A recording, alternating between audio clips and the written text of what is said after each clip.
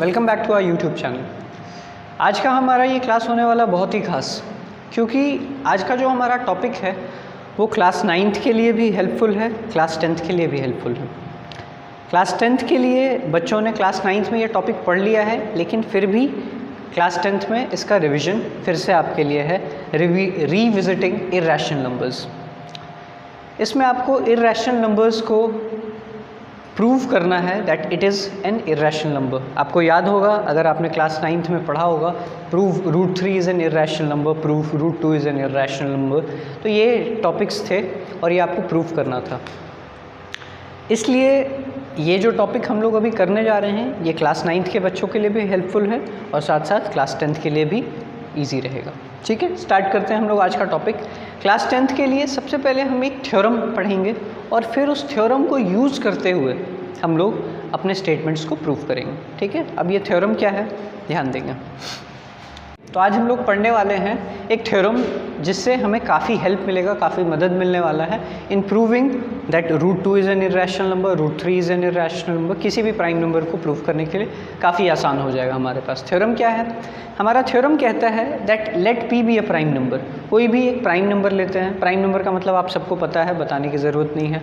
कोई भी prime number जैसे कि 2, 3, 5, 7 ऐसा कोई भी प्राइम नंबर ले लेते हैं। It is saying that if p divides a square, ये क्या कह रहा है कि अगर p a स्क्वायर को डिवाइड करता है, ठीक है।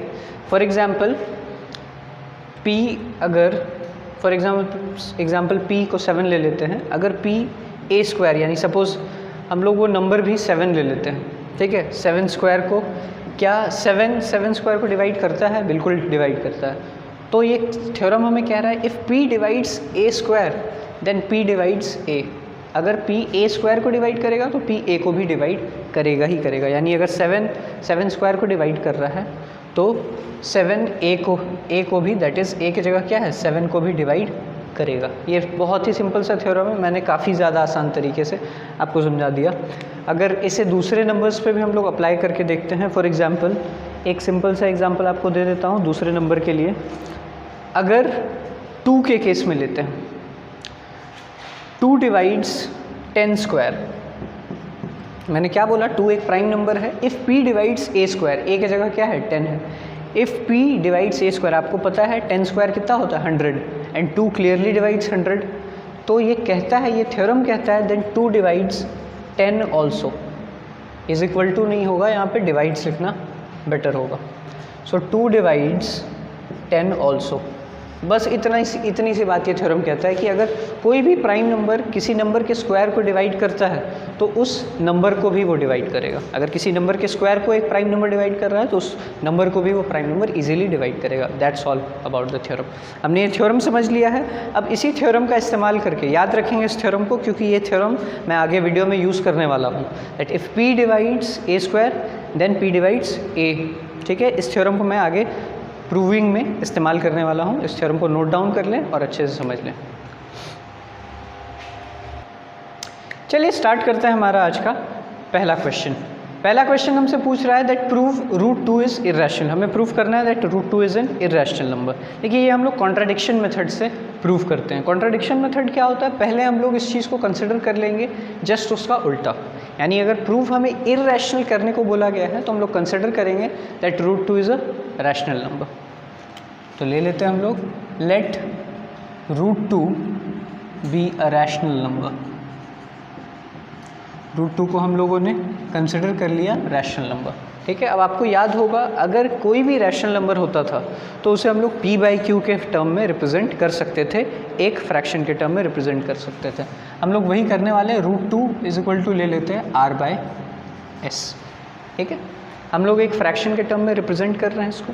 ठीक है, अब क्या करते हैं हम लोग, ऐसा भी तो हो सकता है कि r और s में कोई नंबर कॉमन हो, कोई नंबर कॉमन भी हो सकता है। तो हम लोग क्या करते हैं, उस कॉमन नंबर को कट कर देते हैं, हटा देते हैं। उसको हटाने के बाद जो भी कॉमन नंबर होगा, अगर कोई कॉमन नंबर है भी तो उसको हम लोग कट कर देते हैं। कॉमन नंबर हटाने के बाद क्या बचेगा? Root 2 is equal to a/b।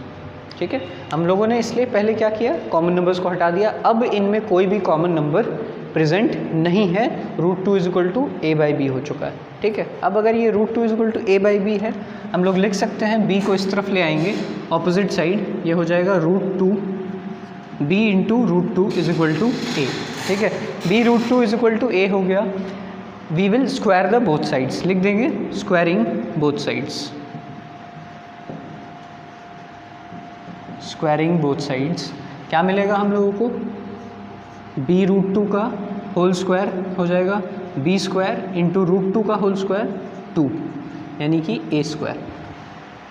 दोनों साइड स्क्वायर करने पे हम लोगों को क्या मिला, b² × 2 = a²। इसको हम लोग लिख सकते हैं 2b² = a²। इसको हम लोगों ने साफ साफ क्या लिख दिया, 2b² / a²। यानी आप देख सकते हैं, इसको हम लोग ये भी लिख सकते हैं b² = a² / 2। हम लोग आसानी से लिख सकते हैं that b² = a² / 2। सो हमें क्या मिल गया, b² = a² / 2। b² = a² / 2 का मतलब ये हो गया clearly that b² is divisible by 2। अभी हम लोगों ने जाना था, हम लोगों को क्या दिख गया है, b² = a² / 2 अगर हम लोगों ने लिख दिया, इसका मतलब हो गया दैट b² में अगर हम लोग 2 मल्टीप्लाई करें तो a² मिलेगा। यानी कि ईजिली हम लोग लिख सकते हैं b² = a² / 2, और a² / 2 का मतलब हो गया दैट 2 डिवाइड्स a²। हम लोग बहुत आसानी से लिख सकते हैं 2 डिवाइड्स a²। और अभी आपको याद होगा, हमने पिछले जस्ट 5 मिनट पहले एक थ्योरम पढ़ा है that if any prime number divides the square of a number then it divides that number also. यानी कि अगर 2 डिवाइड्स a² है तो बाय आवर लास्ट थ्योरम हम लोग लिख सकते हैं 2 डिवाइड्स a। अगर 2 डिवाइड्स a² था तो हम लोग ये भी लिख सकते हैं साथ में दैट 2 डिवाइड्स a। ये भी हम लोगों ने इस्टेब्लिश कर लिया है। ठीक है, अब अगर 2 डिवाइड्स a है तो हम लोग a को लिख सकते हैं a = 2c। ठीक है, क्योंकि a में एक कॉमन फैक्टर है 2, तो a को हम लोग रिप्रेजेंट कर सकते हैं ना a = 2c के फॉर्म में। कोई भी नंबर अगर 2 से डिविजिबल होता है, फॉर एग्जांपल 10 जो है वो 2 से डिविजिबल है, तो 10 को हम लोग लिख सकते हैं 2 × 5। ठीक है, अगर 20 है तो 20 को लिख सकते हैं 2 × 10। तो कोई भी नंबर, ऐसा नंबर जो 2 से डिविजिबल होता है, उसको 2 से मल्टीप्लाई करके इस फॉर्म में हम लोग हमेशा लिख सकते हैं। इसलिए अगर 2 डिवाइड्स a तो हम लोग लिख सकते हैं दैट a = 2c। अब इसका इस्तेमाल हम लोग आगे करने वाले हैं। ठीक है, कैसे इसका इस्तेमाल करने वाले हैं, a = 2c हम लोगों ने कंक्लूड कर लिया है। ये जो स्टेटमेंट है इसे हम लोग 1 कंसिडर कर लेते हैं और इसे हम लोग कंसिडर कर लेते हैं 2। ठीक है, लिखेंगे हम लोग पुटिंग 2 इन 1। 2 का जो वैल्यू है उसे हम लोग फर्स्ट इक्वेशन में पुट कर देते हैं। हमारा फर्स्ट इक्वेशन था 2b² = a²। ठीक है, इसमें हम लोगों ने a का वैल्यू निकाल लिया है 2c, यानी कि a के जगह पुट कर देंगे 2c का होल स्क्वायर, यानी 2b² = 4c², यानी 2 2 कैंसिल, यानी b² = क्या हो गया 2c²। अभी हम लोगों ने देखा था 2b² = a² आया था, अब क्या आ गया b² = 2c²। यानी कि हम लोग क्लियरली लिख सकते हैं दैट 2 डिवाइड्स b²। जैसा कंडीशन यहाँ आया था 2b² = a², तो हम लोगों ने क्या लिखा था दैट 2 डिवाइड्स a²। जब 2 इसके सामने था तो हम लोगों ने लिखा ना भाई 2 डिवाइड्स a²। अब जब 2 जस्ट इसके सामने है तो हम लोग क्या लिखेंगे 2 डिवाइड्स b²। और अभी हमने जो थ्योरम पढ़ा था, आप उसे रिवाइंड करके देखेंगे, हम लोगों ने कहा था कि अगर कोई प्राइम नंबर किसी नंबर के स्क्वायर को कम्प्लीटली डिवाइड करता है तो that prime number will also divide that number. अगर 2 डिवाइड्स b² तो 2 डिवाइड्स b, है ना, तो 2b को भी डिवाइड कर रहा है। अब आप ध्यान देंगे, यहाँ हम लोगों ने क्या किया था, जब r/s लिया था तो हम लोगों ने इसके कॉमन नंबर्स को कट करके a/b लाया था। हमारा यही कंक्लूजन था ना कि हम लोगों ने कॉमन नंबर को कट कर दिया और a/b ले आए, यानी इनके बीच में अब कुछ भी कॉमन इस स्टेटमेंट में नहीं रहा था, यानी a और b के बीच में कुछ भी कॉमन नहीं होना चाहिए था। लेकिन आप साफ साफ देख सकते हैं कि 2 divides a and 2 divides b, यानी दोनों में क्या कॉमन है, 2 अभी भी कॉमन है। यानी कि हम लोगों ने ये जो अपना पूरा स्टेटमेंट लिया था that let √2 be a rational number, ये स्टेटमेंट ही क्या हो गया गलत हो गया, ये स्टेटमेंट क्या हो गया, गलत हो गया। और इसलिए हम लोग फाइनली लिखेंगे that therefore our taken statement, our taken conclusion was wrong, therefore root 2 is an irrational number. आप साफ साफ लिख दोगे our consideration was wrong, therefore root 2 is an irrational number। आप क्या लिखोगे, that root 2 is an irrational number, क्योंकि हम लोगों ने इसे रैशनल नंबर लेके पूरा एक्टिविटी किया था और फाइनली देखा कि जब इसे रैशनल नंबर कंसिडर करके हम लोगों ने ये पूरा काम किया तो फाइनली इक्वेशन हमारे पास क्या मिला, गलत मिला। यानी कि हमारा जो कंसिडरेशन था वो कहीं ना कहीं रॉन्ग था। एंड दैट्स वाई अगर ये रॉन्ग है, अगर ये रैशनल नंबर नहीं है तो ये क्या होगा, इर्रेशनल नंबर। समझ आ गया? Moving on to next question. चलिए चलते हैं हम लोग आज के नेक्स्ट क्वेश्चन की तरफ। Prove 5 minus root 3 is irrational. देखिए इस तरह का कोई भी नंबर अगर आपको मिले दैट रूट 2, रूट 3, रूट 5 अलग से है और एक नॉर्मल नंबर, एक इंटीजर आपके साथ अलग से है, वो प्लस में हो माइनस में हो, तो आप इस प्रोसेस को इजीली फॉलो करेंगे। ये शॉर्टकट प्रोसेस में बता रहा हूँ जो नॉर्मली आप लोग यूज़ करते हैं। अगर स्पेशली आपको क्वेश्चन में बोला रहे that prove 5 minus root 3 is irrational and also prove that root 3 is irrational, तब आप लंबे प्रोसेस से जाएंगे, ठीक है, और नहीं तो इस डायरेक्ट प्रोसेस से जाएंगे जिसमें कि आपको फुल मार्क्स मिलेंगे, ठीक है। देखते हैं ये प्रोसेस, उसके बाद इसके बारे में बात करते हैं। जैसा कि मैंने आपको पहले ही बोला कि अगर कोई भी नंबर को इर्रेशनल प्रूव करना है तो हम लोग पहले क्या कंसिडर करते थे, that it is a rational number. Let 5 minus root 3 be a rational number. तुरंत आप कंसिडर कर लीजिए कि ये क्या है, एक रैशनल नंबर है।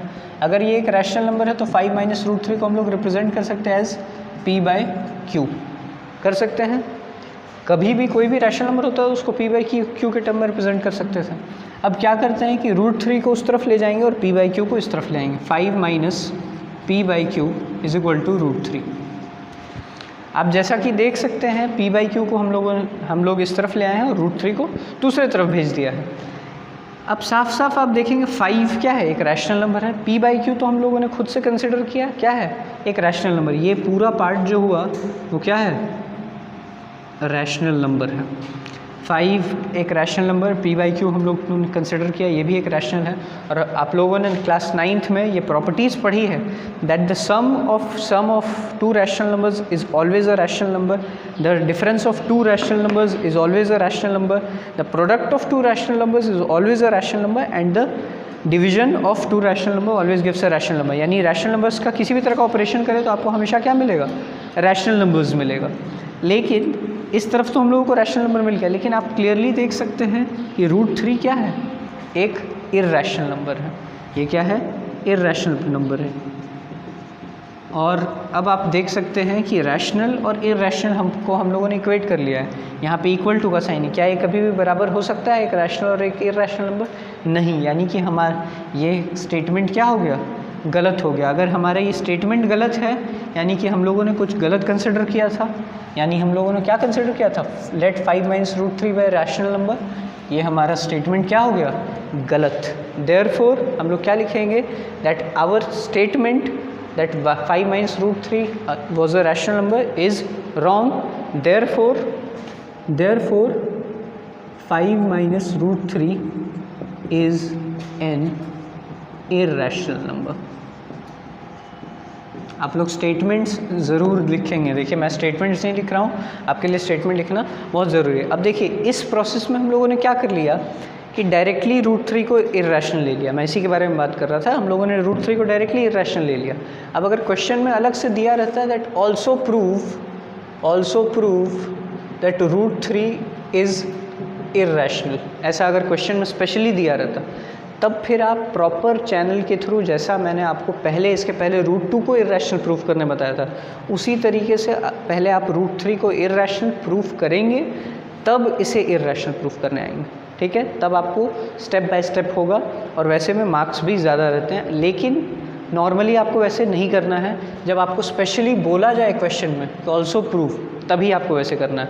नहीं तो आप नॉर्मल इस इजी प्रोसेस से कर सकते हो, मार्क्स आपको पूरे फुल मार्क्स मिलेंगे। ठीक है, तो आज के लिए मैंने आपको बता दिया दैट एक सबसे पहले मैंने आपको एक थ्योरम बताया, फिर मैंने आपको बताया दैट √2 को या किसी भी प्राइम नंबर को, सिर्फ √2 नहीं, उसी पैटर्न पे आप किसी भी प्राइम नंबर को इरेशनल प्रूव कर सकते हो। और फाइनली अगर एक रैशनल और एक इरेशनल नंबर का सम या डिफरेंस दिया हो तो उसे कैसे इरेशनल प्रूव करें, ये सारी बातें मैंने आपको आज की क्लास में बता दी।